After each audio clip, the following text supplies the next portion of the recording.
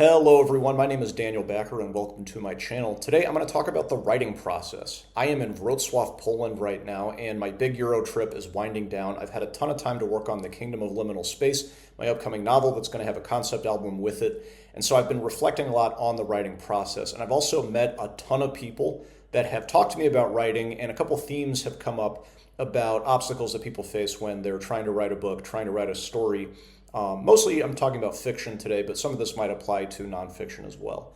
And the themes and obstacles that people have been talking about also resonate with what I've read on forums and just in different conversations I've had with people when they ask me, how have I stuck with a long-term project? This is my third novel now.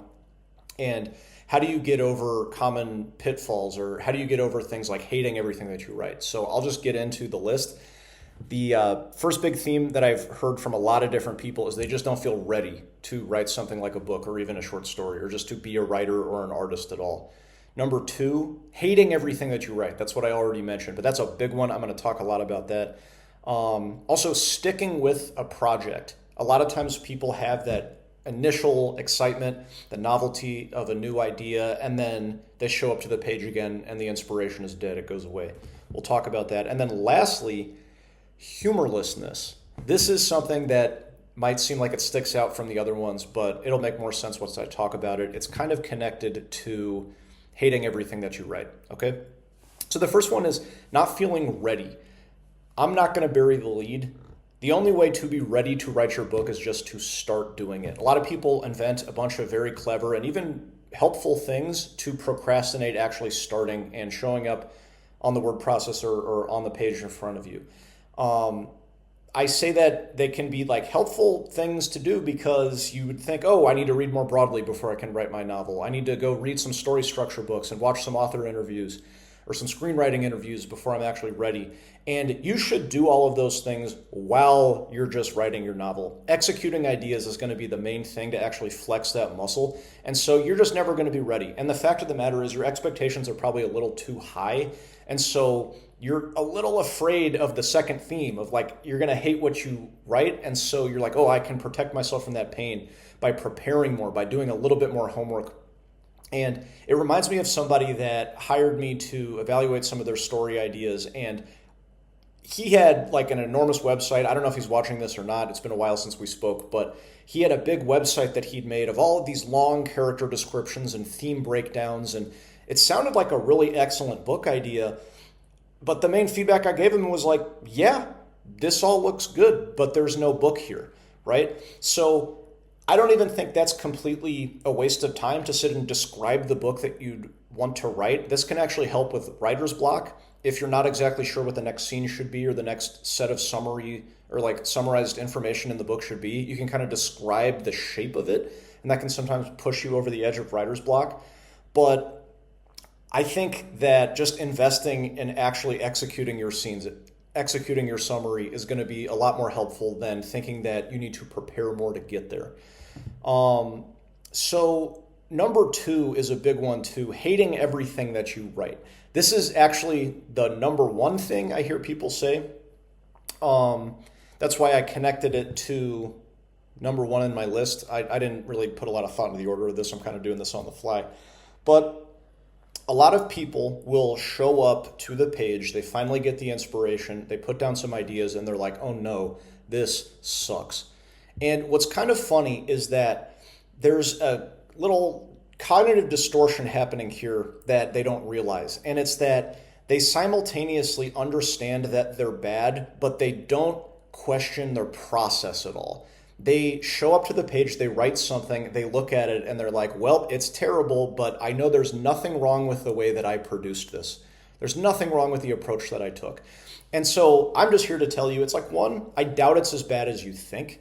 Maybe the execution isn't very good, but if you had an inspiring idea, there's probably something there, some kernel that you can work with. But number two, it's like the approach is completely wrong. And this is where I give some what I think is very fun advice, but a lot of people shrink from this, is that like you just have truly not committed to a writing process before. If you show up and then are already judging your work in a first draft as a finished product, it is really a sign of inexperience, which I don't mean in a condescending way. I mean in an encouraging way, that it's like if you think that writing a story or writing a book is a matter of sitting down, producing one draft, and then proofreading it. You haven't even gotten into the fun yet, okay? And so what you have to do in order to stop hating what you write is actually invest in that idea enough to be willing to redraft it over and over and over again. And I don't mean just like changing some sentences and stuff. I mean like major, colossal changes that make you reimagine the entire idea, where you're combining characters,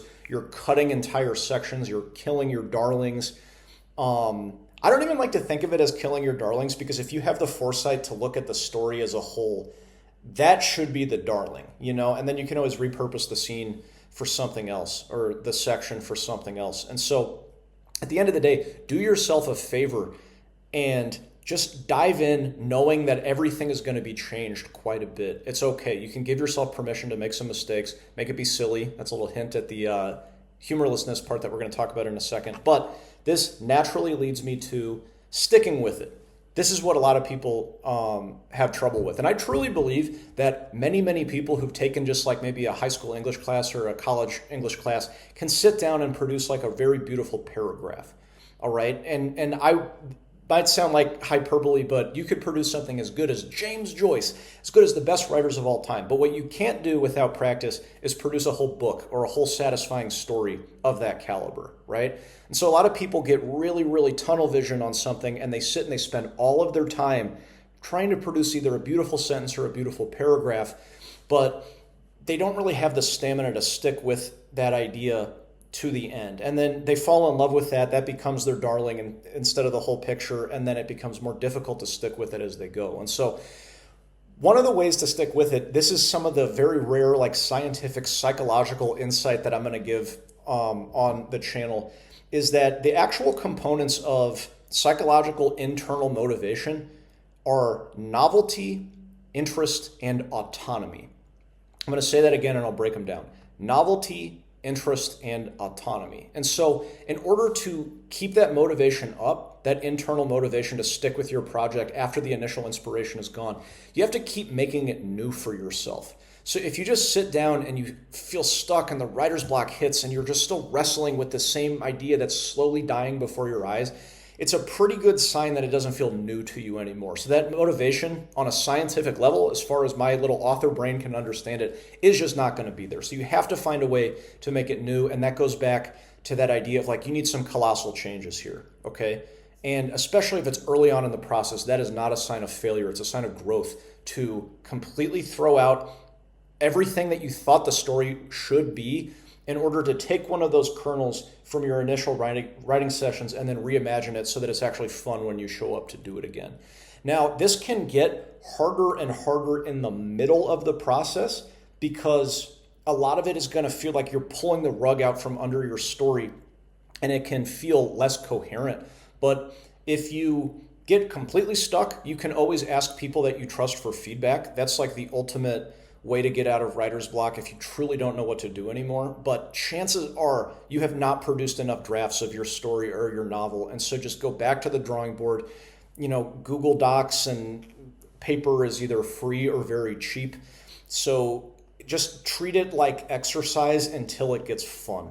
And again, it's super hard to do, but it would just be impossible for you to show up to your story, redraft it another time, and have it somehow be worse on that second draft. And if it's like maybe a little worse in one section, trust your taste to like edit that part out in the next writing session that you do. Okay, so that's like the novelty part. And then the interest, this actually should be at the very beginning.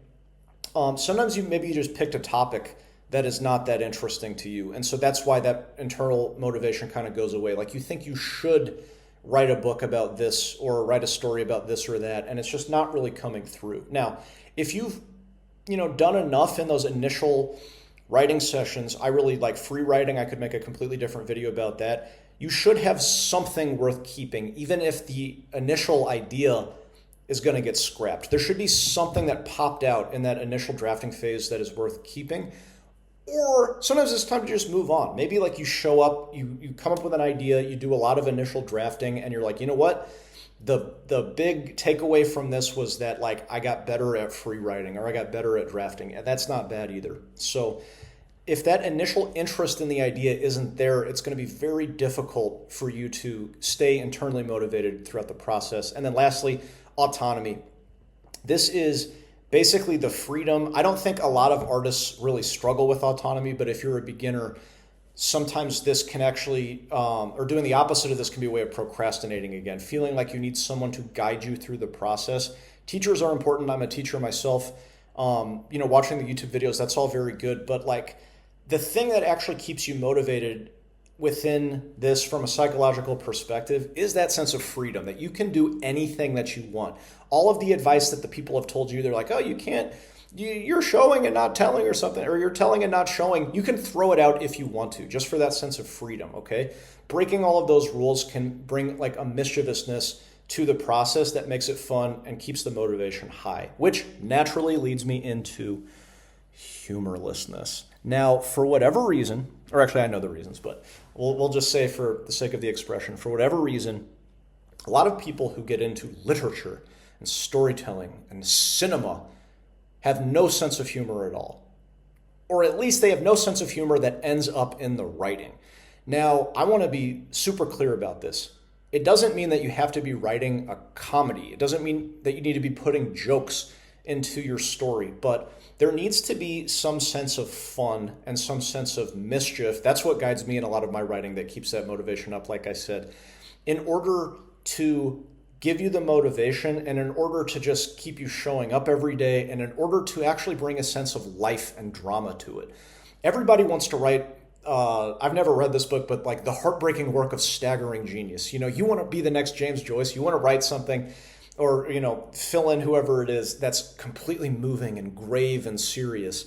And that's okay to want. Like, you don't have to make it a big joke, but there's got to be a sense of whimsy and a sense of life within your story. And it's going to really put a lot of like obstacles in your way if you can't approach both the story and the writing process with some sense of fun.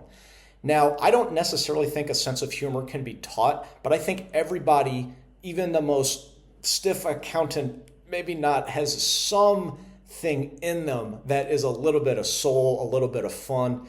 And so applying that to the writing process, especially in those early drafts, let mistakes show up on the page just for the fun of it, okay? This is such a fun way to overcome writer's block. It's something I learned in an improv class, which I highly suggest you take. Even if you never want to perform, you just want to write. It gives you so many different ideas about creating characters on the fly, just about creative spontaneity. But essentially, you go out and you try to be as bad as possible, all right? Now, a funny thing happens in those improv classes when they tell you to do the worst improv scene. It's never the worst one you've ever done. The worst one you've ever done is usually when you're just like straining to do a really good job, and you're just going to be so hard on yourself if you can't be the funniest little clown in that class, and it's putting way too much pressure on it. And so it's, I would say 100% of the time in the classes that I've taken where they've made us do this exercise, everybody does a good job in it, because it just puts your mind in this completely different perspective of like, oh yeah, like the mistakes are the answers. The quirks that pop out that you couldn't have planned, that's creativity. That's the stuff that is magic. And you don't want to give that away. Now, again, some stuff is going to pop out that is just totally stupid. That does mean that you're doing it right. It shouldn't make it into a first draft. But again, you should be redrafting this stuff. You shouldn't worry about having mistakes in those initial drafts, because you know you're going to go over this 50, 100, 200 times, right? I have given this example before on TikTok. I don't think I've mentioned it here on YouTube before, that sometimes if I have no ideas for the story, but I just want to keep my pen moving when I'm writing, is I will put in the stupidest, most painfully cringe lines just to amuse myself. And so one of them that I put in, I literally did this. I could dig up the legal pad somewhere. I said, life to him was a big juicy pepper, but he was determined to take a bite. Now, here's the thing, that there is no universe I would ever want to put my name at the bottom of that. In fact, don't show that part of the video to anyone, right? That would never end up in a novel by Daniel Backer, author, whose channel you're watching right now.